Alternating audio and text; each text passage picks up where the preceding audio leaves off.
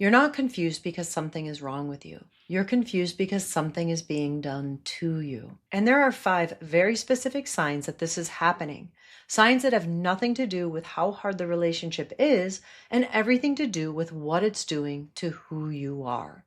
So let's get into it. Sign number 1, you leave every conversation more confused than when you started. This isn't normal relationship friction. In a healthy dynamic, even hard conversations move towards some kind of clarity over time because both people want to understand what happened. Both people are trying to get somewhere. But when gaslighting is happening, the conversation itself becomes the thing that disorients you. You go in with something clear of how you felt, that something hurt you, and you come out wondering if you just made it up. Here's what that often looks like. You bring up something that upset you, but by the end of the conversation, you're not talking about what you brought up anymore. You're explaining why you brought it up, defending how you said it, apologizing for the timing. The original hurt never got addressed, and somehow you're the one who feels guilty. That's not a communication problem. That's your reality being quietly, consistently redirected. Sign number 2, the focus keeps shifting from what happened to how you reacted.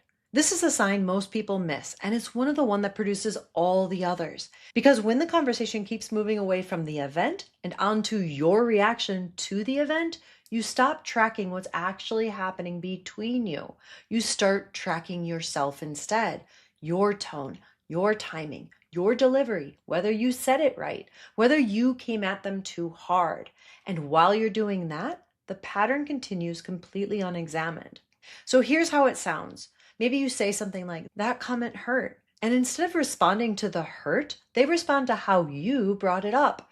You always come at me like this. Why do you have to make everything a fight? Suddenly, the conversation is about your approach and not their comment. And you spend the next few days wondering if you could have said it better. But you cannot say it better. You've been trying to say it better for a long time. The destination of that conversation was never about what hurt you. The first 2 signs happen in the conversation. The next 3 signs happen to you after. And this is the part most people never connect back to gaslighting. So keep watching. Sign number 3, you replay conversations not because you're obsessing, but because something never added up. Your brain is not stuck on this person.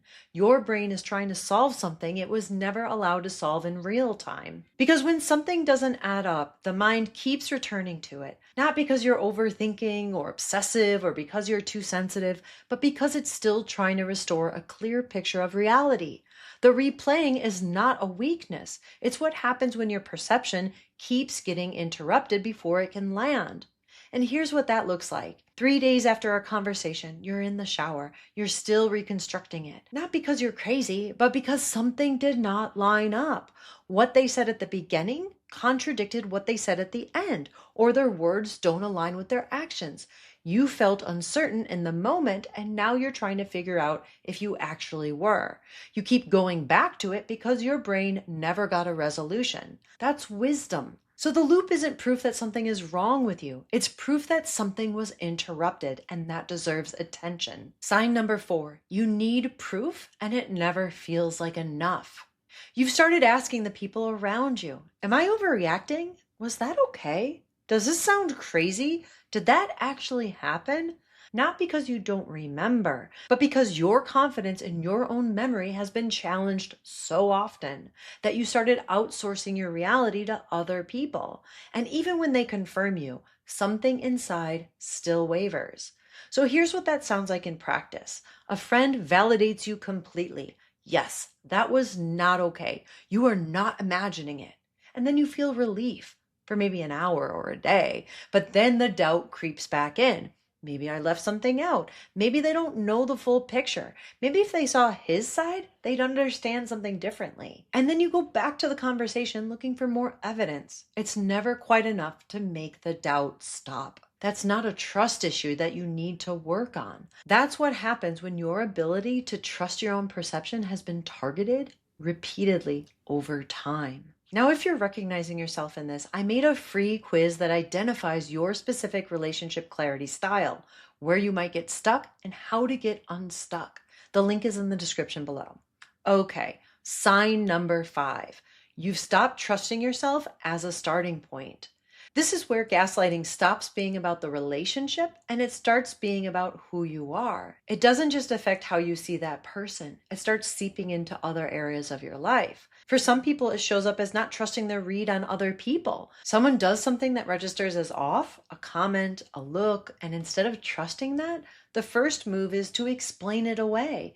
Maybe I'm reading too much into it. Maybe I'm being unfair. For others, it shows up even quieter than that. You stop knowing what you want, what you like, what you actually prefer, separate from what someone else seems to want you to prefer. A friend asks what you feel like doing, and you notice you look to their face first, not because you don't have an answer, but because at some point your own answer started feeling like something you had to check before you trusted it. Not because there's evidence you're wrong, just because that became the default. The confusion didn't just stay in the relationship, it started moving into how you see and relate to everything around you. So if you recognize yourself in any of those 5 signs, the confusion after every conversation, the replaying, the doubt, the way you slowly stop trusting what you think, I want you to understand something. That didn't happen because something is wrong with you. It happened because your sense of reality was being interrupted consistently and over time. It was never about you not being enough. And here's what most people don't realize until much later. Your body knew before your mind did. The confusion you felt wasn't confusion at all. It was clarity trying to form and getting blocked every time it tried to land. So the question isn't why you ended up here. The question is, what were those signals actually pointing to? Because once you stop trying to figure out what you did wrong, you can finally start seeing what actually was happening. And that's exactly what this next video is about. Why you feel confused around certain people. Not as a personality flaw, not as overthinking, not as anxiety, but as a direct response to a very specific dynamic. And once you understand this, the loop you've been stuck in will finally start to make sense. I'll link it right here.